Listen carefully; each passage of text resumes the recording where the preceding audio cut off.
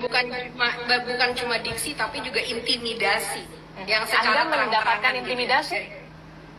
Iya, karena tapi mungkin sebelum mungkin aku ceritain, tapi aku mau menanggapi dari Teh Rika gitu ya. Teteh adalah satu-satunya anggota DPR yang aku bahas di Reels aku sebagai orang yang aku dukung.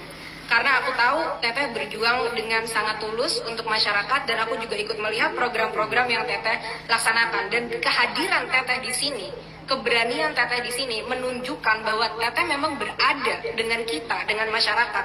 Dan Teteh berkata tadi dengan sangat terang benderang bahwa kalaupun mau habiskan semua tunjangan itu, saya nggak apa-apa karena ini adalah panggilan hati gitu kan. Nah, moral-moral seperti ini yang mau kita lihat Teh, dan aku harap Teteh lebih banyak bersuara Teh. Dengan nanti kalau kita udah punya data, sudah ada baseline, kita harus Teh, tolong kita harus punya target yang jelas. Setiap 3 bulan apa yang kita targetkan, setiap 1 tahun apa yang kita targetkan, dan secara transparan Teh, tolong itu dilaporkan kepada masyarakat. Aku pengen juga diskusi sama Salsa, mumpung Salsa di Denmark.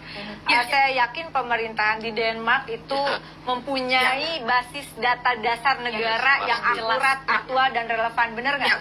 Sehingga betul kemudian betul tadi ukuran-ukuran 1 bulan mau ngapain, 1 tahun mau ngapain, duit sekian untuk apa, mau mengalir kemana, itu jelas, bener nggak? Betul. Itulah namanya evidence based policy, kebijakan pembangunan berbasis riset nasional yang menghasilkan data akurat, aktual. Yang kalau di Indonesia, desakan saya adalah data itu harus dimulai dari desa dan kelurahan berbasis data KK dan individu by name, by address yang bisa dipetakan per titik ordinat di permukaan bumi.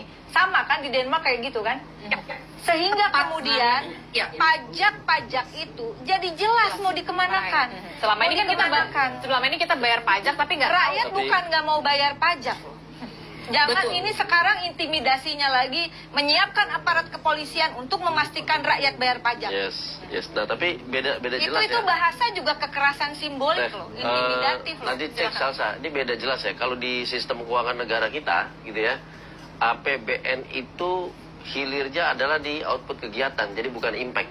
Daya berbasis daya serap. Jadi kalau kita misalnya program pengentasan kemiskinan, jadi itu bukan menargetkan dari sekian jumlah kemiskinan turunnya berapa, tapi dia mengukur kegiatannya sudah terlaksana atau belum. Baru nanti tambahan pelengkapnya adalah dampaknya bagaimana. Jadi itu salah satu yang harus diubah, termasuk juga di DPR RI. Karena kalau kita nggak menargetkan impact,